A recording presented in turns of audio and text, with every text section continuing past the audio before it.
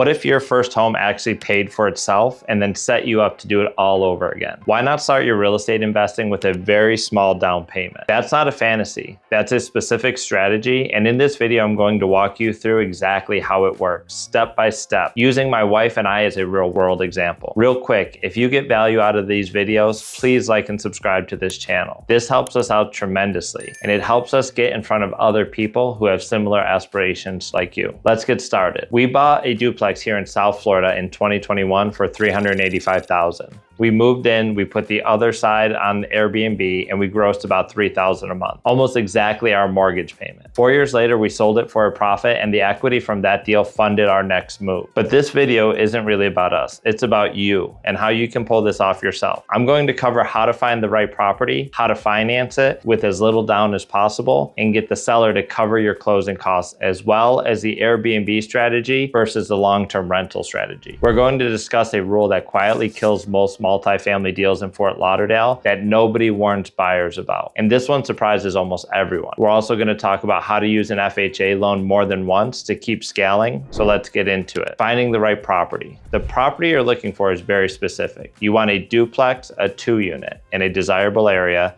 solid neighborhood, good bones, but not beautiful. When I say good bones, I mean no big ticket items like the roof, foundation, or major electrical or plumbing issues that will jam up a 4-point inspection. You're looking for cosmetic work, flooring, paint, kitchen, or a bathroom update. This allows you to qualify with a small down payment and then force a value up tens to hundreds of thousands of dollars. That's it. Here's why this matters so much. When you buy a property that needs cosmetic work in a good area that people actually want to live in, you're buying at a discount.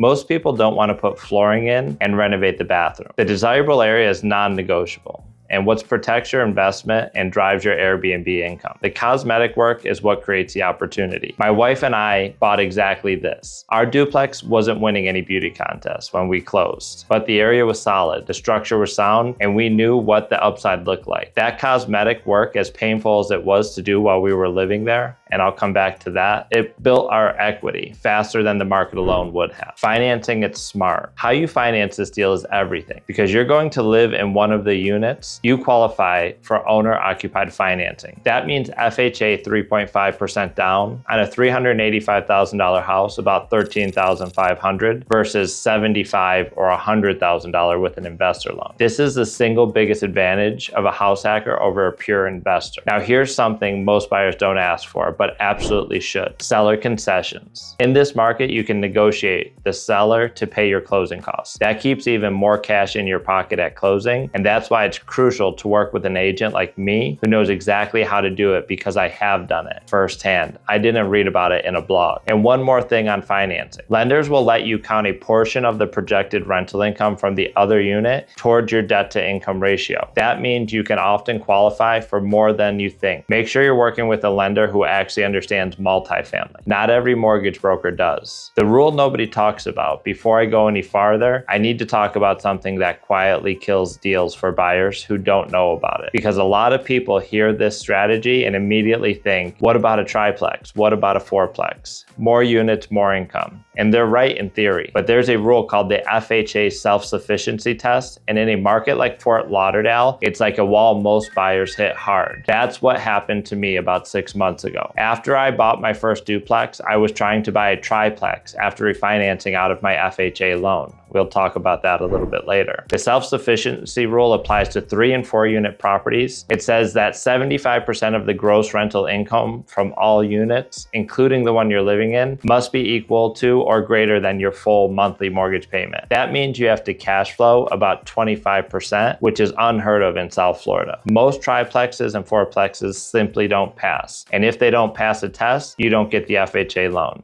It's that simple. A duplex does not have this rule. That's one of the key reasons we went with a duplex, and it's why I'm telling you to start there too. Know this before you start looking, not after. Airbnb versus long-term rental. Once you close, you need to decide how you're going to rent out the other unit, and this decision matters more than most people realize. We looked at a long-term rental first. The numbers were fine, but it barely made a dent in our mortgage. When we ran the Airbnb numbers, we were looking at 2 to 2.5 times the monthly income you would generate from long-term rental. That changes the math entirely. For us, there was another factor factor. We're from Buffalo. I'll tell you, in January and February, everybody in Buffalo suddenly remembers they have friends and family in Fort Lauderdale. With a long-term tenant, you can't just tell them to get out for a week or two when your family's coming. With Airbnb, you just block off the calendar. That flexibility has real value financially and personally. Now, Airbnb isn't right for every property or every owner. We managed it ourselves and we did very well financially. Now for the next step, scaling. Here's a strategy that compounds. You buy the property that needs cosmetic work, you live there, you renovate, ideally not all at the same time while your kids are walking through a construction zone like ours did, but you do the work, and within a year that property is worth more than you paid for it. Not because the market moved, but because you forced the appreciation. At that point, you can refinance into a conventional loan, get out of the FHA mortgage, lose the mortgage insurance, potentially pulling out equity,